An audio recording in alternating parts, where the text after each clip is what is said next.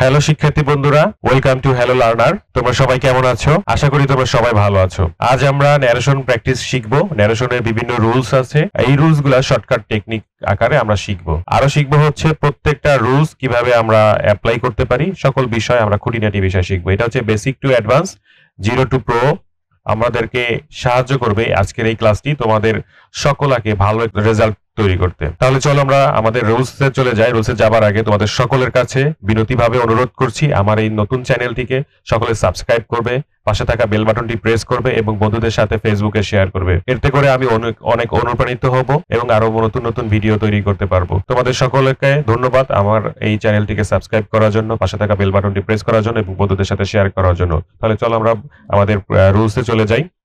আজকে আমরা শিখবো কি ন্যারেশন। ন্যারেশন হচ্ছে যে বক্তা যা বলেন তাই কি ন্যারেশন বা উক্তি। আমরা জানি কি বক্তা যা বলেন তাই হচ্ছে কি ন্যারেশন বা উক্তি। ন্যারেশনের বাংলা হচ্ছে কিন্তু উক্তি। দেখো টাইপস অফ ন্যারেশন, আমাদের কয়টা ন্যারেশন আছে? আমাদের ন্যারেশন হচ্ছে দু প্রকার। Narration types of narration, narration কত প্রকার? ন্যারেশন দু প্রকার। নাম্বার 1 ডাইরেক্ট ন্যারেশন বা প্রত্যক্ষ উক্তি, ইনডাইরেক্ট ন্যারেশন পরোক্ষ উক্তি। ক্লিয়ার বিষয়টা? আমি আবার খেয়াল করো, বলে দিচ্ছি। ন্যারেশন বা উক্তি, ন্যারেশন মানে কি উক্তি। বক্তা যা বলেন তাই কি ন্যারেশন বা উক্তি। টাইপস অফ ন্যারেশন, ন্যারেশন দু প্রকার, যথা ডাইরেক্ট ন্যারেশন প্রত্যক্ষ উক্তি, ইনডাইরেক্ট ন্যারেশন পরোক্ষ উক্তি। আশা করি তোমরা বুঝতে পেরেছো। ডাইরেক্ট ন্যারেশন কি? ডাইরেক্ট ন্যারেশন কি? কোনো ব্যক্তি যখন অন্যের ভাষাকে হুবহু বলেন তখন তাকে ডাইরেক্ট ন্যারেশন বা প্রত্যক্ষ উক্তি বলে। যেমন খেয়াল করো যে Karim said I shall go home tomorrow. Karim said I shall go home tomorrow. এইখানে খেয়াল করো করিম এর কথাটিকে তার ভাষায় হুবহু বলা হয়েছে, তাই এটি কি ডাইরেক্ট ন্যারেশন। এখানে করিমের কথাটিকে তার ভাষায় হুবহু বলা হয়েছে, এটাকে কি বলা হচ্ছে? Direct narration. দেখো কোনো ব্যক্তি যখন অন্যের ভাষাকে হুবহু বলেন তখন তাকে কি বলা হয়? ডাইরেক্ট ন্যারেশন বা প্রত্যক্ষ উক্তি বলে। এখানে একটা নোট কথা দেওয়া আছে, নোটটা একটু পড়ে দেখি আমরা। ডাইরেক্ট ন্যারেশন সবসময় কি বলে? ইনভার্টেড কমা দ্বারা লেখা হয়। ডাইরেক্ট ন্যারেশন সবসময় কি বলে, কিভাবে লেখা হয়? ইনভার্টেড কমা দিয়ে লেখা হয়। একটু খেয়াল করতে হবে আমার এই প্রত্যেকটা রুলস, প্রত্যেকটা কথা তোমরা কি করবে? একটু খাতা কলমে লিখে নিবে। সঙ্গে সঙ্গে যদি তোমরা লিখে নাও তাহলে কিন্তু খুব সহজে তোমরা এটা বুঝতে পারবে এবং পরবর্তীতে যখন ভুলে যাবে তখন আবার কিন্তু রিপিট করতে পারবে। তাই সব থেকে ভালো হবে খাতা কলম নিয়ে বসে এই প্রত্যেকটা রুলস তোমরা প্র্যাকটিস করতে থাকবে আমার সাথে সাথে। এখন খেয়াল করো, প্রথমে শিখলাম হচ্ছে ডাইরেক্ট ন্যারেশন। এখন আমরা যেটা শিখবো সেটা হচ্ছে ইনডাইরেক্ট ন্যারেশন। তাহলে ডাইরেক্ট ন্যারেশন কি? প্রত্যক্ষ উক্তি। আর ইনডাইরেক্ট ন্যারেশন হচ্ছে পরোক্ষ উক্তি। কোন ব্যক্তি যখন অন্যের ভাষাকে তার নিজের মতো করে বলেন তখন তাকে কি বলা হয়? ইনডাইরেক্ট ন্যারেশন বলা হয় বা পরোক্ষ উক্তি বলে। আমি আবার বলছি, খেয়াল করো যে কোন ব্যক্তি যখন অন্যের ভাষাকে তার নিজের মতো করে বলেন তখন তাকে কি বলা হয়? ইনডাইরেক্ট ন্যারেশন বা পরোক্ষ উক্তি বলে। যেমন করিম said that he would go home that day. Karim said that he would go home that day. এটা কিন্তু ইনডাইরেক্ট ন্যারেশন। ইনডাইরেক্ট ন্যারেশন বিধায় এখানে কিন্তু আমাদের কোনো ইনভার্টেড কমা ব্যবহার করা হয় নাই। এখানে করিমের কথাটিকে বক্তা তার নিজের ভাষায় বলেছেন। এখানে করিমের কথাটিকে বক্তা নিজের ভাষায় বলেছেন, তাই এটি কিন্তু ইনডাইরেক্ট ন্যারেশনের অন্তর্ভুক্ত। খেয়াল করেছেন? কথাটি বক্তা নিজের ভাষায় বলেছে। এখন পরবর্তীতে চলে যাই। আমাদের ন্যারেশন করার আগে আমাদেরকে যা জানতে হবে, আমরা ন্যারেশন যে করব, ন্যারেশন করার আগে আমাদের জানতে হবে ডাইরেক্ট ন্যারেশনের দুটি অংশ থাকে। ডাইরেক্ট ন্যারেশনের কয়টি অংশ থাকে? দুইটি অংশ থাকে। সেই অংশ দুইটা কি কি? প্রথমে খেয়াল করি, নাম্বার 1 রিপোর্টিং ভার্ব। নাম্বার 1 কি? Reporting verb. Number 2 reported speech. Number 1 reporting verb, number 2 reported speech. আমি আবার পড়ছি, খেয়াল করো। ডাইরেক্ট ন্যারেশনের দুটি অংশ থাকে, যথা রিপোর্টিং ভার্ব এবং রিপোর্টেড স্পিচ। রিপোর্টিং ভার্বটা কি? কোনো ব্যক্তি যে ভার্ব দিয়ে বক্তার বক্তব্য শুরু করে তাকে রিপোর্টিং ভার্ব বলে। খেয়াল করো, বক্তার কি করতে হবে, বক্তব্য শুরু করে তাকে কি বলে, রিপোর্টিং ভার্ব বলে। কোন ব্যক্তি যে ভার্ব দিয়ে বক্তার বক্তব্য শুরু করে তাকে কি বলা হয়, রিপোর্টিং ভার্ব বলে। যেমন হি সেইড আই উইল, এখানে সেইড হচ্ছে কি, খেয়াল করো, সেইড হচ্ছে কি রিপোর্টিং ভার্ব, আর সেইড কথাটা দিয়ে কিন্তু সাধারণত রিপোর্টিং ভার্বটা শুরু করা হয়। আবার খেয়াল করো, কোনো ব্যক্তি যে ভার্ব দিয়ে বক্তার বক্তব্য শুরু করে তাকে রিপোর্টিং ভার্ব বলে। যেমন হি সেইড আই উইল, এখানে সেইড হলো রিপোর্টিং ভার্ব। রিপোর্টিং ভার্বের আগে সাবজেক্ট ও পরে অবজেক্ট থাকে। রিপোর্টিং ভার্বের আগে সাবজেক্ট ও পরে অবজেক্ট থাকে। বিষয়টা কি আমরা ক্লিয়ার হয়েছি? ওকে, পরবর্তীতে চলে যাব আমরা। রিপোর্টেড স্পিচ বলতে তোমরা কি বোঝো, বা রিপোর্টেড স্পিচটা কি? তোমরা একটু কমেন্টে আমাকে একটু জানিয়ে দিবে তোমাদের পছন্দটা কি রকম, বা তোমরা কি বিষয়ে চিন্তা করছো, কোন জায়গাতে আমরা আরো একটু ভালো কাজ করতে পারি। খেয়াল করো, রিপোর্টেড স্পিচ, আর প্রথমটা আমরা কি শিখেছি, রিপোর্টিং ভার্ব। রিপোর্টিং ভার্ব, এই প্রথমে দেখো হি সেড, এটা হচ্ছে রিপোর্টিং ভার্ব। এবং এখন খেয়াল করো যে রিপোর্টেড স্পিচ কোন অংশটাকে বলে, বক্তার বক্তব্যকে রিপোর্টেড স্পিচ বলে। বক্তার বক্তব্যকে কি বলা হয়, রিপোর্টেড স্পিচ বলা হয়। রিপোর্টেড স্পিচ সবসময় ইনভার্টেড কমার মধ্যে থাকে। রিপোর্টেড স্পিচ সবসময় কি থাকে, ইনভার্টেড কমার মধ্যে থাকে। যেমন he said I am ill, he said I am ill, এখানে আই অ্যাম ইল হলো রিপোর্টেড স্পিচ। তাহলে রিপোর্টিং ভার্ব কোনটা, হি সেড হচ্ছে রিপোর্টিং ভার্ব, এবং আই অ্যাম ইল এখানে হচ্ছে রিপোর্টেড স্পিচ। কেন রিপোর্টেড স্পিচ হলো, বক্তার বক্তব্যকে রিপোর্টেড স্পিচ বলা হয়।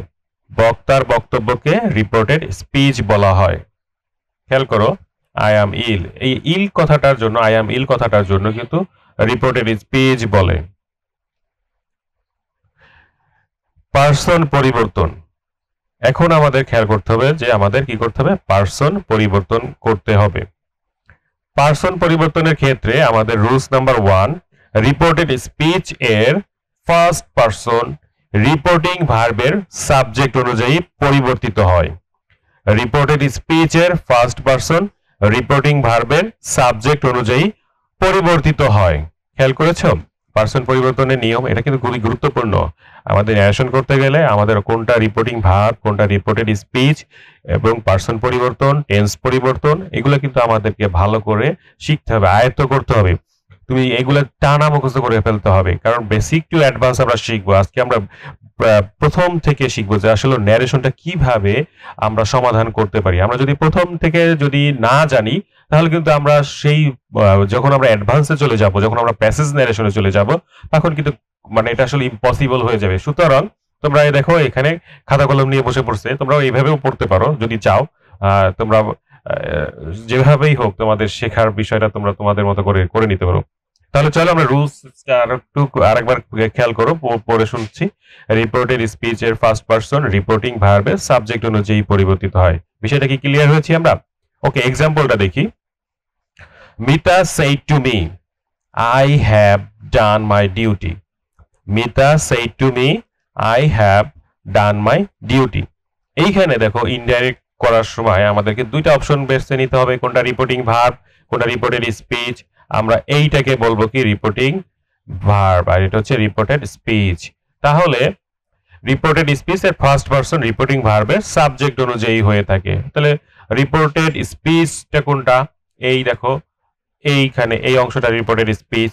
যেমন হচ্ছে I have done my duty, যখন আমরা চেঞ্জ করতে যাব ফার্স্ট পারসন রিপোর্টিং ভার্বের কি হবে, সাবজেক্ট অনুযায়ী হবে।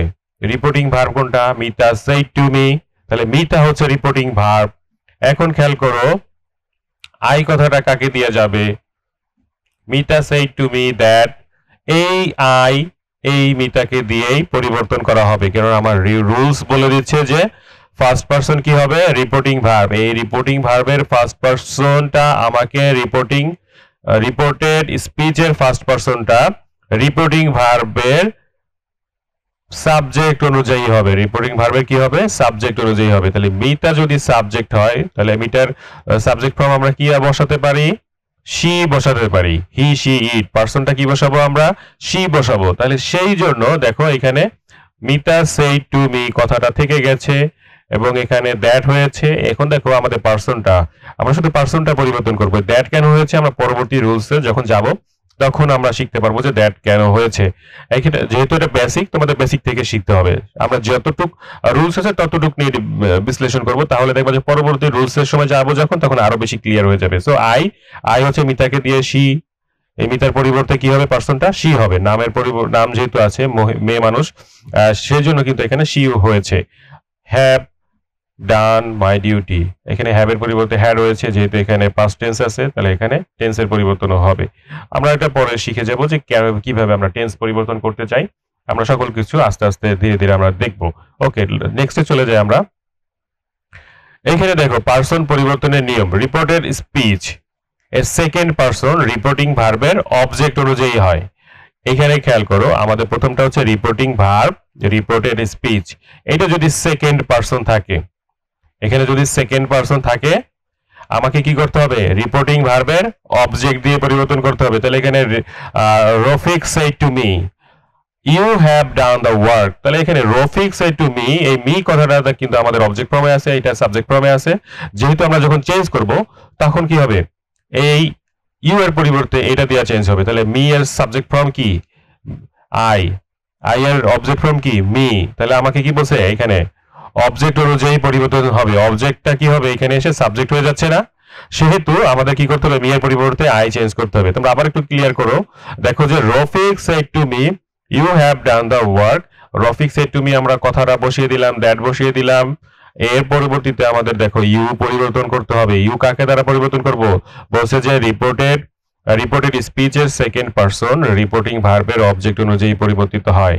অবজেক্ট অনুযায়ী পরিবর্তন করতে হবে। রিপোর্টিং ভার্বের অবজেক্টটা হচ্ছে মি, এই রফিক হচ্ছে সাবজেক্ট, মি হচ্ছে অবজেক্ট। এই অবজেক্টটা যখন আবার এখানে সাবজেক্ট হবে, হ্যাঁ এখানে বলছি কি অবজেক্ট অনুযায়ী পরিবর্তন করবো না আমরা ইউটাকে। তাহলে এই ইউটাকে যখন অবজেক্ট অনুযায়ী পরিবর্তন করবো, মি এর সাবজেক্ট ফর্ম কোনটা, আই, মি এর সাবজেক্ট ফর্ম কোনটা হবে, আই হবে। তাহলে আমরা আই বসিয়ে দেবো, হ্যাভ এর পরিবর্তে হ্যাড, যেহেতু এখানে পাস্ট টেন্স কথা আছে তাহলে আমাদের পাস্ট টেন্সের ভিতরে যেতে হবে। তাহলে দেন হচ্ছে ডান দা ওয়ার্ক। ওকে, নেক্সটে চলে যাই আমরা। যদি কোথাও কোনো সমস্যা হয় অবশ্যই তোমরা কিন্তু কমেন্টে প্রশ্ন করবে যে এখানে হয়তো আমি ক্লিয়ার না, তোমরা আমাকে সাজেশন দিবে যে এখানে কোন জায়গাটা তোমাদের জন্য আরো প্রয়োজন, তাহলে আমি আবার পরবর্তীতে আরেকটা ভিডিও তৈরি করব তোমাদের জন্য। পার্সন পরিবর্তনের নিয়ম, পার্সন পরিবর্তনের নিয়ম খেয়াল করো, আমরা পার্সন পরিবর্তনের রুলস নাম্বার 3 তে আছি। রিপোর্টেড স্পিচ এর থার্ড পার্সন পরিবর্তিত হয় না। কি করতে হয় না, থার্ড পার্সন পরিবর্তন করতে হয় না। এই কথাটা কিন্তু তোমাদেরকে খেয়াল করে শুনতে হবে যে রিপোর্টেড স্পিচের থার্ড পার্সন পরিবর্তন হয় না, এটা মুখস্থ করে ফেলতে হবে। একটা এক্সাম্পল আমরা দেখি, ডাইরেক্ট স্পিচ করতে মানে ডাইরেক্ট এবং ইনডাইরেক্ট। আমরা খেয়াল করো, he said to me Karim has done the work, he said to me Karim has done the work, he said to me.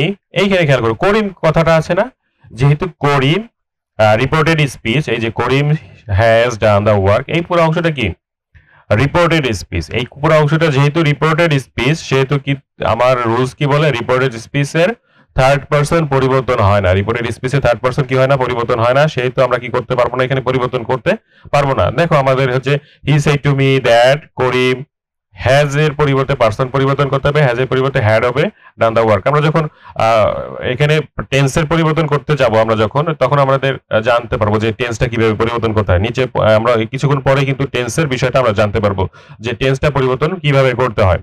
এখন দেখো এখানে একটা নোট কথা আছে। নোট কথাটা কি, যখন বক্তার কোনো উল্লেখ না থাকে তখন বক্তা ধরে ইনডাইরেক্ট ন্যারেশন নিয়ে করতে হয়। মানে আমাদের বক্তা যদি উজ্জ্ব থাকে, অনেক সময় আছে না বক্তা হিডেন থাকে, তখন কি করতে হবে, আমাদের একটা আইডিয়া করে সেখানে কোন বক্তাটা আসলে যায় সেই বক্তাটাকে কিন্তু নিয়ে আমাদের কমপ্লিট করতে হবে। যেমন ধরো একটা এক্সাম্পল আমরা দেখি যে এই I shall go home, the speaker said to the person spoken to that he would go home. The speaker said to the person spoken to that he would go home. এটা আসলে একটু clear না, কিন্তু তোমরা যখন পরবর্তী রুলসে যাবে তখন হচ্ছে আমরা আরো ডিটেলস শিখবো যে যখন বক্তার কোনো উল্লেখ না থাকে তখন বক্তা ধরে নিয়ে ইনডাইরেক্ট স্পিচ করতে হয়। আমরা পরবর্তী রুলসে চলে যাই।